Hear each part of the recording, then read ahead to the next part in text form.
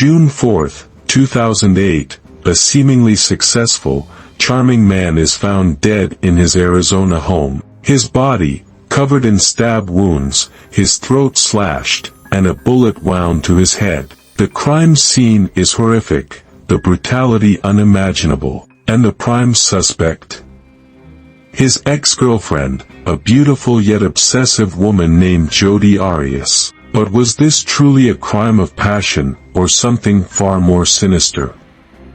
This is the story of Travis Alexander and the woman who would do anything to keep him, even kill him.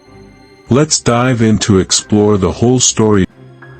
Travis Victor Alexander was living the American dream. Born on July 28, 1977, he had a rough childhood, growing up in a troubled home with abusive and drug-addicted parents. But through determination and faith, he turned his life around. He became a motivational speaker, a devout Mormon, and a successful salesman for prepaid legal services. Friends described him as charismatic, hardworking, and full of life. He lived in Mesa, Arizona, and was focused on building a bright future. But in 2006, that future took a dark turn when he met Jodi Arias.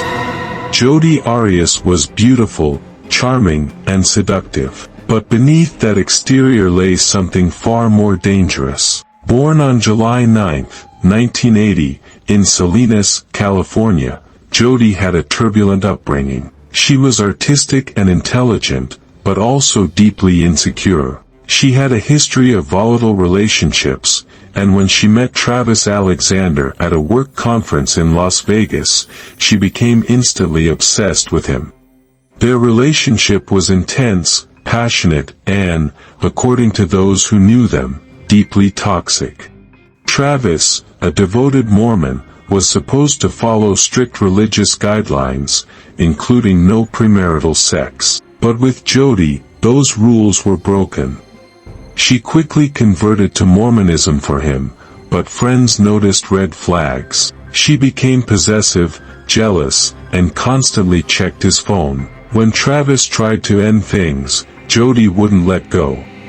Travis ended their official relationship in 2007, but they continued seeing each other in secret. He wanted to move on, even expressing interest in other women. But Jodi wasn't going to let that happen. She stalked him. She broke into his email and social media. She slashed his tires.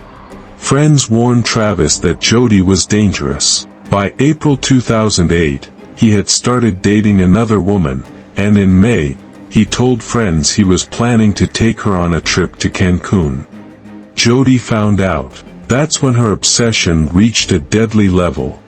On June 2, 2008, Jodi rented a car and drove from California to Arizona, stopping to turn off her phone and buy gas cans to avoid leaving a trace.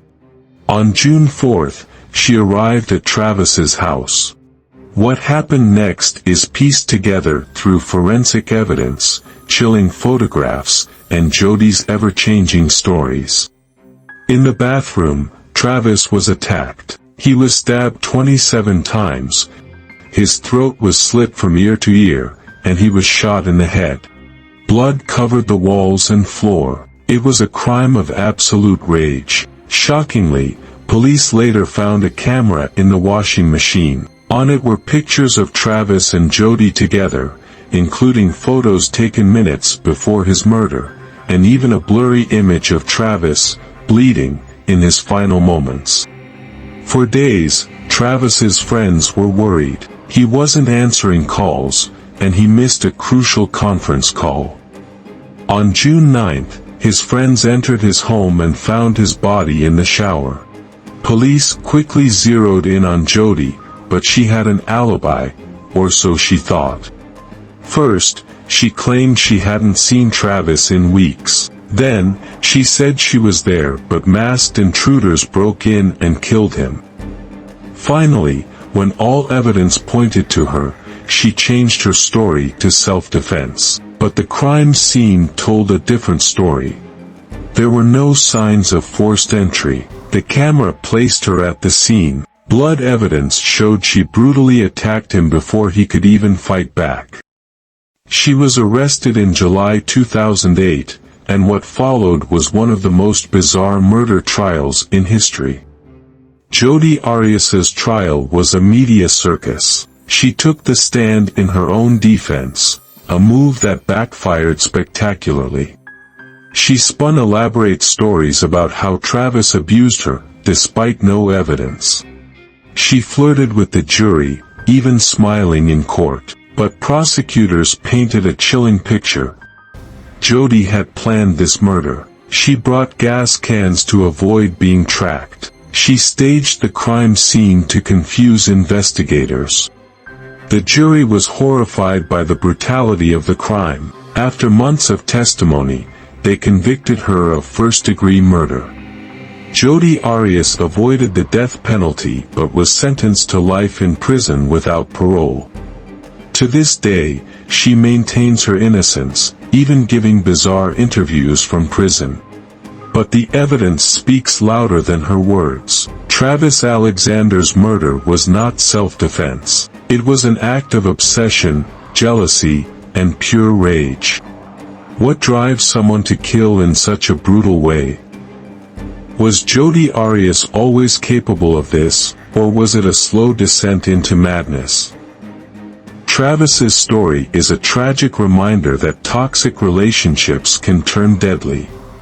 If you or someone you know is in a dangerous situation, seek help before it's too late. What do you think? Was Jodi's trial fair?